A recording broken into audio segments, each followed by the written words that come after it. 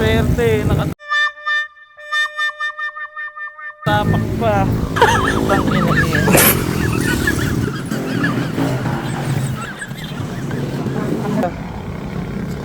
Okay. Rocker arm bearing suspensa. Anak po, kala ko may kasabay akong tricycle. Pala sa akin yung tumutunog.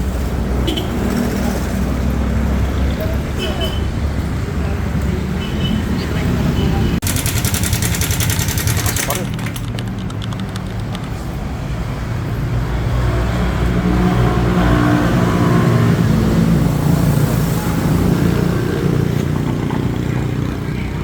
na-adjust na tensioner nun.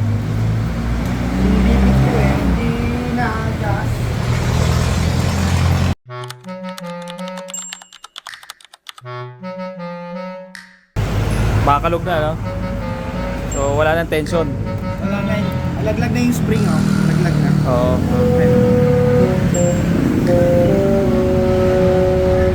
Ito dapat. Ayan. Dapat ito aangat talaga. Oo, yan yung humihila eh, di ba? Yung auto-adjust siya, yun yung humihila.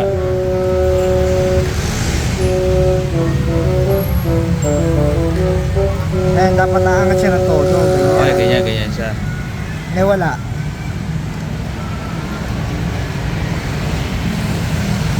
Wala na siyang puwersa. Oh, dapat kasi ilalak mo pag luluwagan mo, pupukpukin mo lang siya, aangat na siya.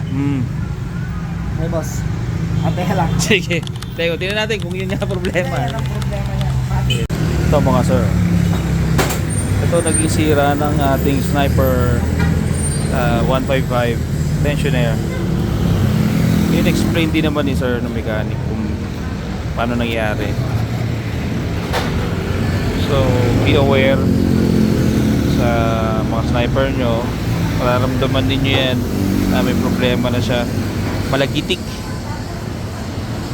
na siya. Tapos sunod, na masisira na siya. So, ito yun. Papalitan ng tensioner yung sniper natin dahil nagkaroon ng parang tunog DMX na kanina. So, ayan. Ito yung isa sa mga naging problema natin. So, isama natin ito sa preventive maintenance natin. If kayang palitan ng aftermarket, yung may mga manual adjuster kaysa dito sa automatic tensioner, siguro mas okay. So, hindi natin alam. Pero may nagsabi na mas okay daw yung manual tensioner. Sabi siguro. Okay. So binablog natin para malaman din ng iba. So nandito tayo sa kasa ng motor natin at binalik natin para ayun, tingnan kung ano yung sira. So ito yung naging suspect. Okay. Thank you bang sir. Balitaan ko kayo kung okay na naayos yung motor natin. Okay. Thank you. Many months later. Ayan, ito yung ayos na tensioner. Wala magaling siya hihigpit. Tapos pagka tinuktok mo, ayan. Ulit. Hindi ko nakita sa video.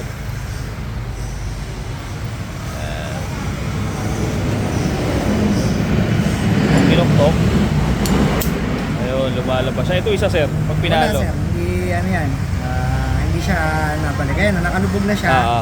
Kahit natawin mo yan. Oh, yun, wala na talaga. Sira na. O, baka maikabit ulit. Swerte mo, sir. Meron tayong pamalit. Ayun, buti na lang meron pamalit. No? Buti may pamalit. Hindi tayo mananakit ang ulo. Makakapasok pa tayo kay Top Day.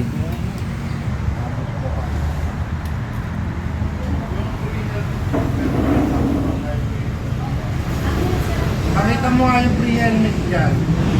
May gasket na pala yun. Opo, sir. May gasket. Ba't ako wala akong pre-helmet nung kukuha ko nito? Depende sa Pwede yan? ang mga push model kasi nila, yung mga kailan na, Yun na may pre. So yung pinakita ko rin sir, yung pagkakaiba, pinalo niya, may lumabas itong tensioner niya. Sa bago, lumalabas, ito sira, wala na.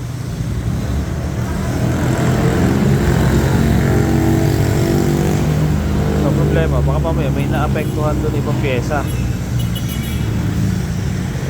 Observan uli natin.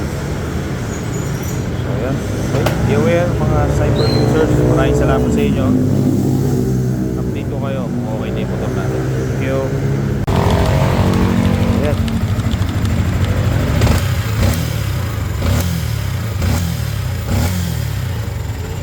Sa tension na lang talaga problema.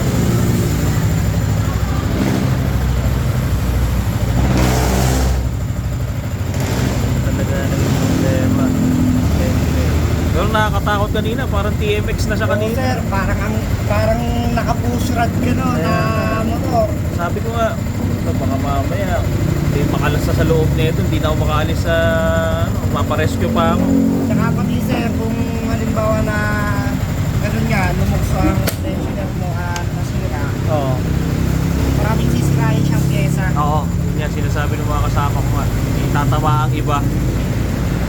Kaya mabuti na lang, nandiyan pa lang ako, hindi pa ako nakakalayo masyado. Naitakbo ko man, hindi naman ganun kalayo. Okay, sir, baka hindi, nagdailom lang din yung motor mo na ano, pinalit ka lang talaga. Ganun din eh, sir eh, magdahil ka muna, kaya dahil ka lang yun. Malate ka muna, parang gano'n. Palit ka muna. Ayos. So yun. Naman natin goods na yan, Dar. Tensioner lang talaga yung sira. So be aware sa mga sniper users. Be aware. Kasi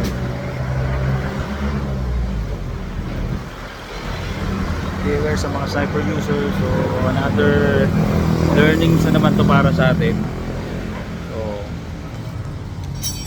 sa pagmamaneho.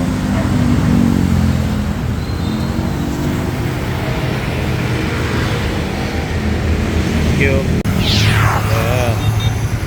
So all goods na. Back to normal.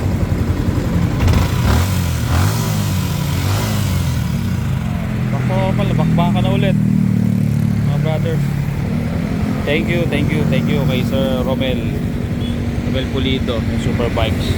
Thank you.